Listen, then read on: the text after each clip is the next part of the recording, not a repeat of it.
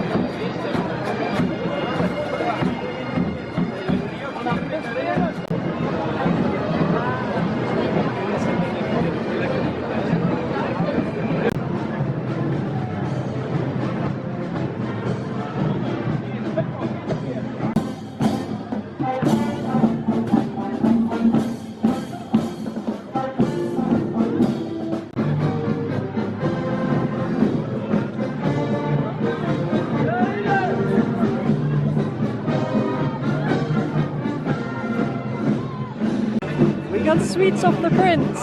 Woo! It smashed on impact to the ground. No.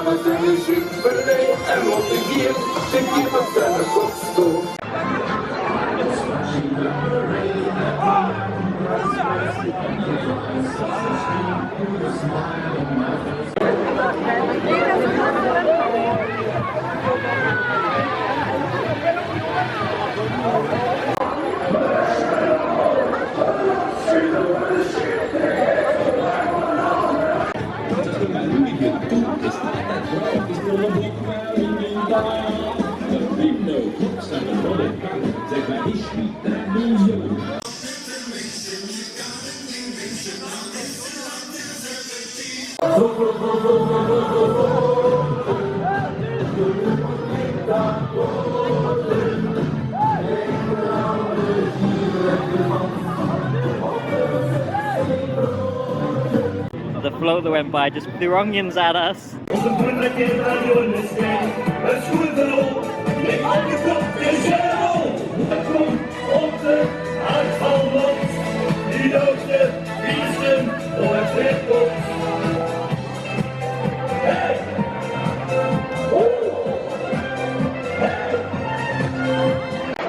been a little bit of a pause in the float, so I'm told all the floats get scored points at the end of the parade on how big the floats are, how good they are, the music, and they lose points for things like delays in the procession. So the next float coming along is going to be getting some point deductions for delaying the parade.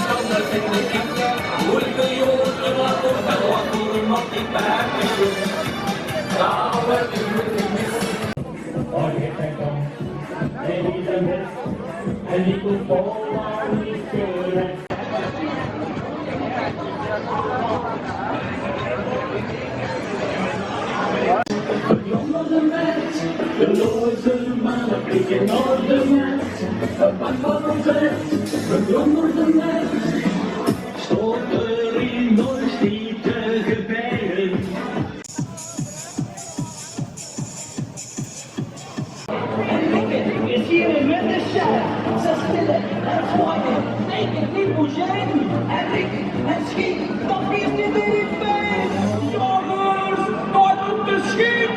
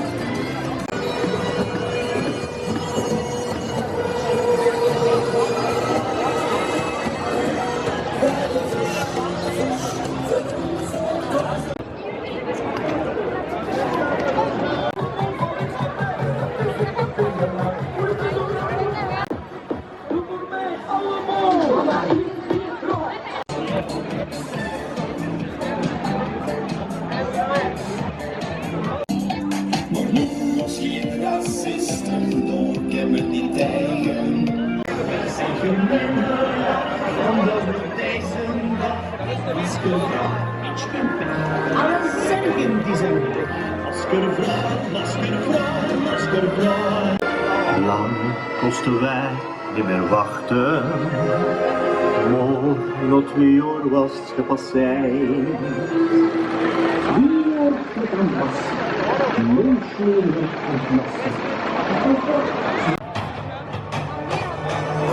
Welkom bij de Masked Singer van Aalst. Vandaag komen we weer op zoek, samen met Schelmeraar.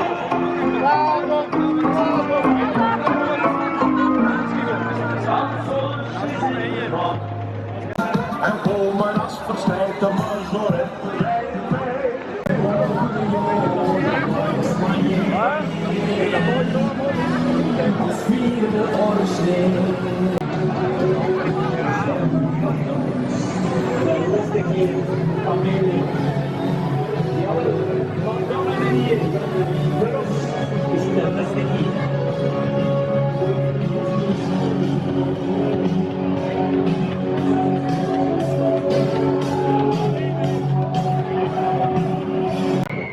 They've just gone around handing out whistles to the crowd for the next float. There's a Dutch expression called whistle about it, which basically means forget about it. The float's going to be coming on in a minute, and everyone now is loaded with whistles making a lot of noise.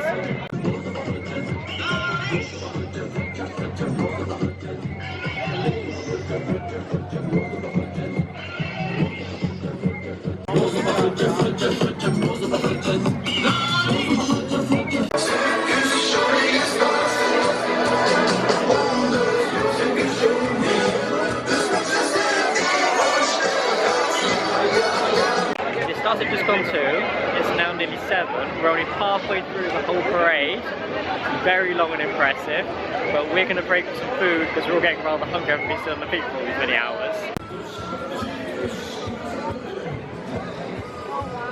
So we enjoyed some nice chips, then put some bar for a drink, and we're back up to see the parade again. We missed a few floats in between there, and it's a bit of a queue because they all get judged just around the corner.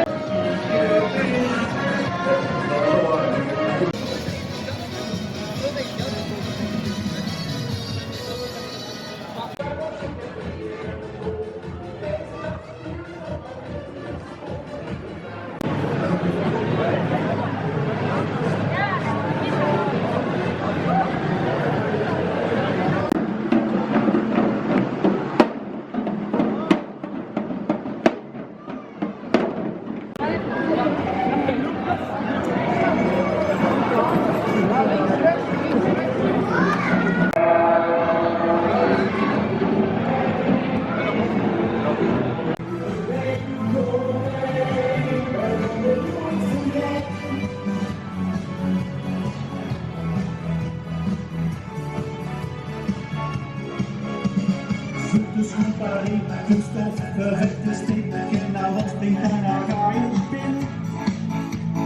heb je niet misbroken, pinstels op de dag, want daar komt hier aangericht van wind. Dat is mijn iemand. So what they're saying instead of YMCA is Liebat Merci, because merci for the French of thank you, and because Liebat is a store that closed after 50 years, and apparently they could be sponsoring a part of that. That's what they say. So they say Liebat Merci, Liebat Merci.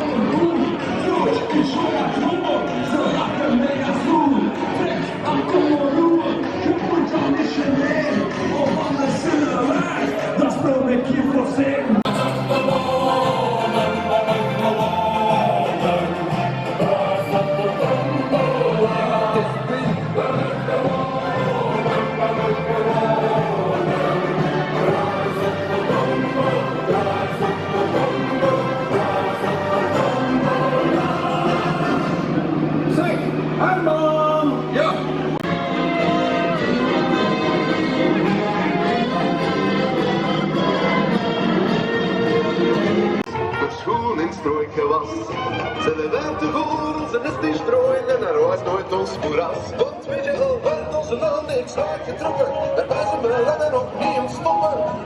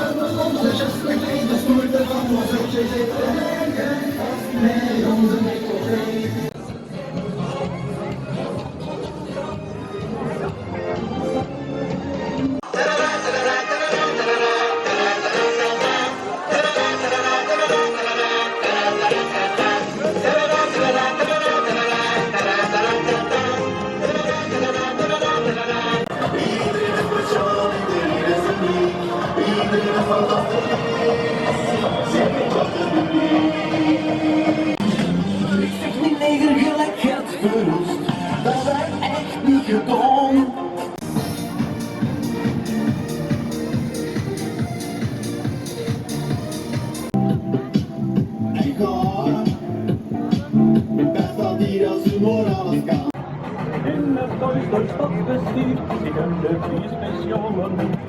Iedereen mag zijn seksken doen, maar hij alles van de tafel.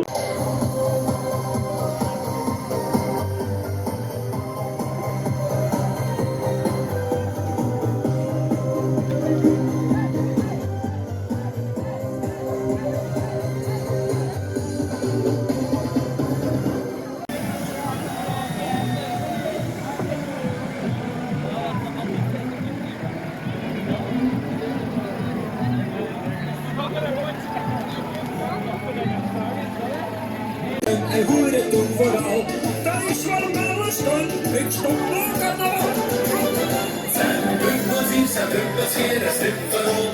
And they got given wine by one of the people in the parade. Thank you.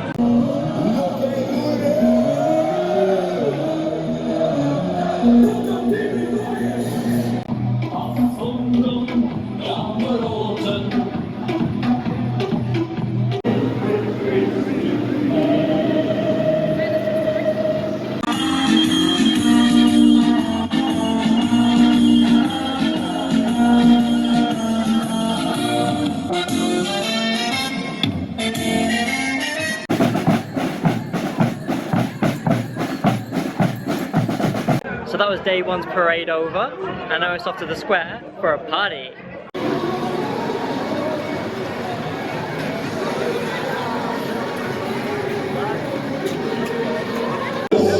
Sandy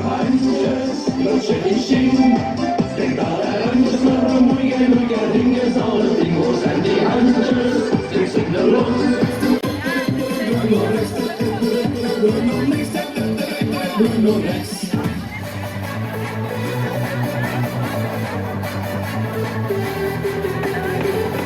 that was day 1 of the carnival. Small amount of the parade shown there. We didn't even see all of it ourselves. Yellow record all of it, how long it goes on for, and a little bit of the after party.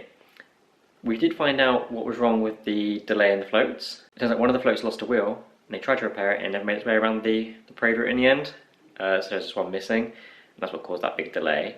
It's now day 2. They do rerun the parade today, but without the loose people, just the main floats. I'm told day 2 is less touristy than the first day. Most tourists seem to come for the first day and don't stay for the rest of it, so there's more locals out tonight and for the parade today. We've not been to see that because we didn't get until 4 AM last night, / this morning.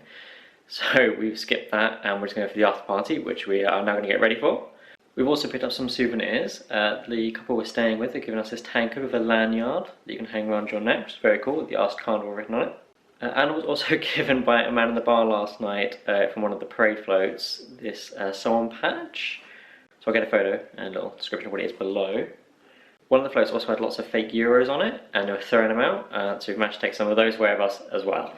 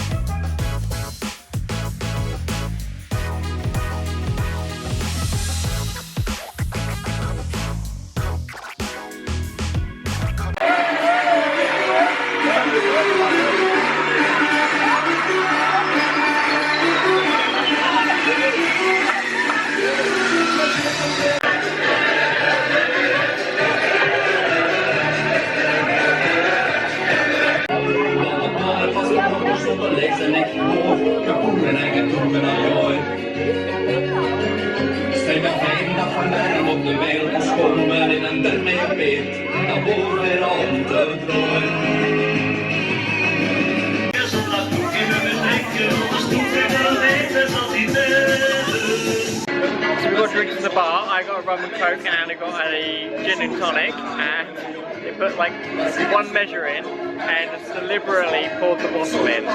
So it was like 80% alcohol, 20% mixer. It's mad here.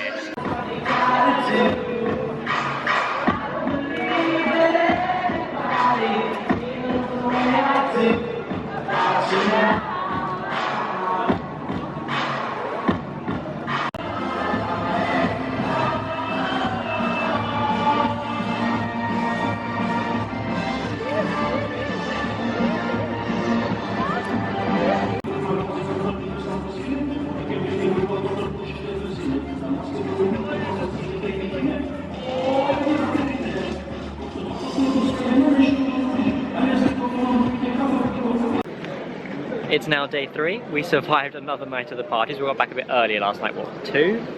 No, yeah, around 3. Around 3, like, okay. Yeah, today is a bit strange because like we walk back to the station looking like normal people. Yeah, no wigs, no black eyes or anything. We're standing out, we're not part of the carnival anymore. We look sort of alright. Yeah, because the carnival does continue today. They burn one of the effigies, which apparently is a very big moment, sort of closing the carnival. And it's just another day of partying, so the party continues like 3 days straight without stopping. You can just be out any hour and a bar is open where you can get drinks and things from. It just doesn't stop at all. You can't get anything else because the pharmacy was closed. Yeah, all the proper shops are closed and proper boarded up, so you can't, they're just closed for 3 days. Like wood on the front of them so you can't break the glass or anything by accident while you're partying. But they've also announced the winner. We've heard it's a float with roses on it that smells of roses, which Anna says we saw. I don't really remember it if I'm honest.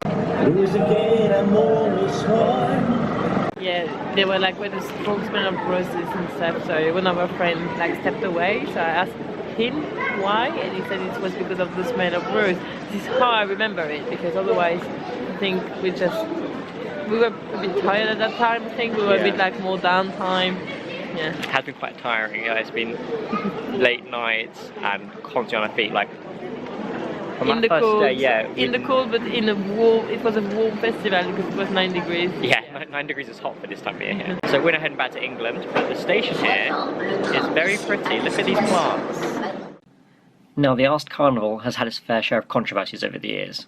These started in 2005 when the Saudi ambassador to Belgium conveyed a protest from the Arab League at the hurtful depiction of Muslims when one group dressed up as a terrorist in burqas. The Belgian government apologised, however the mayor of Aalst expressed displeasure in this apology as he felt there was nothing to apologise for. And then in 2013, a group had members who dressed up in SS uniforms and prayed to a Cannes marked Zyklon B, which led to a protest by UNESCO.